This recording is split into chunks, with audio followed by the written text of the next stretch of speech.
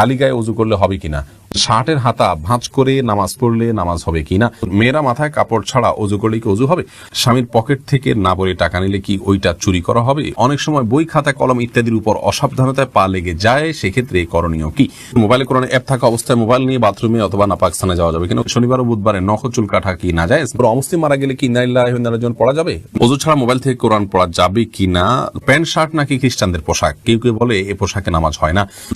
কামরুন নাহার বুলবুলি জানতে চেয়েছেন, অনেক সময় বই খাতা কলম ইত্যাদির উপর অসাবধানতায় পা লেগে যায়, সেক্ষেত্রে করণীয় কি, বই খাতা কলম ইত্যাদির উপর অসাবধানতা বশত যদি পাও লেগে যায় তাতে কোনো অসুবিধা নেই, তবে জ্ঞানের একটি উপকরণ হিসাবে অশ্রদ্ধা না হয় সেমনটি আমাদের করা উচিত। বিধায় ইচ্ছাকৃতভাবে এমনটি করা উচিত নয়, কখনো হয়ে গেলে খুব দ্রুততার সাথে সেটাকে যথাযোগ্য জায়গায় রাখা উচিত এবং পায়ে সরিয়ে রাখা উচিত। এর বাইরে ওইটাকে ছুঁয়ে সালাম করতে হবে এমন কোনো কথা নেই, বাধ্যবাধকতা নেই।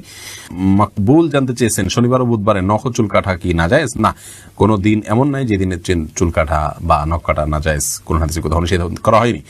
ওযু ছাড়া মোবাইল থেকে কোরআন পড়া যাবে কিনা, লোমো তসলিমা বোন জানতে চেয়েছেন, যাবে, কোনো অসুবিধা নেই। মোবাইলের মধ্যে যে কোরআন থাকে এটাকে ওযু ছাড়া ধরা যায়, কারণ এটা মূল কোরআন নয়, এটা আপনার সফট কপি, এটাকে আসলে ধরা যায়ও না, উপরে গ্লাসও আছে, অতএব এটা হাত দিয়ে পড়তে পারেন, কোনো অসুবিধা নেই। আবু জাফর জানতে চেয়েছেন, প্যান্ট শার্ট নাকি খ্রিস্টানদের পোশাক, কেউ কেউ বলে এ পোশাকে নামাজ হয় না, এ পোশাকে নামাজ হয় না, এটি সম্পূর্ণ ভিত্তিহীন কথা। প্যান্ট শার্টে নামাজ হবে না, কোরআন হাদিসের কোথাও এরকম কোনো কথা বলা হয়নি, আর এটাকে এখন আর খ্রিস্টানদের পোশাক বলার কোনো সুযোগ নেই, কারণ এটি খ্রিস্টানদের কোনো ধর্মীয় আদর্শ থেকে ধর্মীয় বিশ্বাসের বাহক হিসাবে এটি যে আছে এমন নয়। আর দ্বিতীয় হলো যে খ্রিস্টানদেরই একান্ত আপনার পোশাক, তারাই শুধু পড়ে এমনও আর নাই, যার কারণে এটি একজন মুসলিম হিসেবে পড়তে পারেন, কোনো অসুবিধা নেই। এরপরে নিউটন সীমান্ত আপনি জানতে চেয়েছেন, কোনো অমুসলিম মারা গেলে কি ইন্না লিল্লাহি ওয়া ইন্না ইলাইহি রাজিউন পড়া যাবে, উত্তর হলে পড়া যাবে, কোনো অসুবিধা নেই। ইন্না লিল্লাহি ওয়া ইন্না ইলাইহি রাজিউন এর অর্থ হলো যে আমরা নিশ্চয়ই সবাই আল্লাহর এবং আল্লাহর কাছে আমাদের ফিরে যেতে হবে, অমুসলিমের ক্ষেত্রে একই কথা প্রযোজ্য, কোনো অসুবিধা নেই।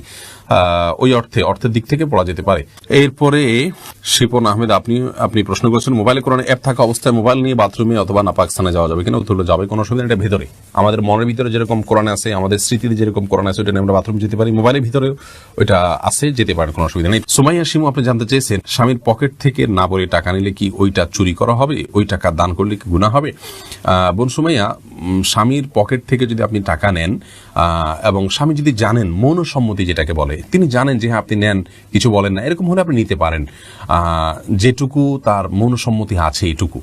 আর যদি তার মনোসম্মতি না থাকে, এটা মানে একেবারে নিয়মতান্ত্রিক যেটাকে চুরি বলা হয়, সেটাই যদি হয় তাহলে সেটা আপনার জন্য জায়েজ হবে না, যদি তিনি আপনার ভরণ পোষণ এবং মৌলিক যে চাহিদা আপনার বা আপনার অধিকার, চাহিদা না, আপনার যে অধিকার আছে সেটা তিনি আদায় করে থাকেন, তাহলে সেক্ষেত্রে আপনি তার পকেট থেকে আর টাকা নিতে পারবেন না যদি তার সম্মতি না থাকে। আর যদি মৌলিক চাহিদা পূরণ না করে থাকে, তাহলে সেক্ষেত্রে আপনার মৌলিক চাহিদা পূরণের জন্য যেটুকু নেওয়া দরকার সেটুকু আপনি নিতে পারবেন, এর অতিরিক্ত অংশ আপনার জন্য নেওয়া জায়েজ হবে না। এস এম রাফি জানতে চেয়েছেন, শার্টের হাতা ভাঁজ করে নামাজ পড়লে নামাজ হবে কিনা, নামাজ হয়ে যাবে, কিন্তু অনুচিত। হাদিসে নবী সাল্লাল্লাহু আলাইহি ওয়াসাল্লাম নিষেধ করেছেন পোশাক ভাঁজ করে যেন নামাজ পড়া না হয়, এটা মাকরুহ হবে।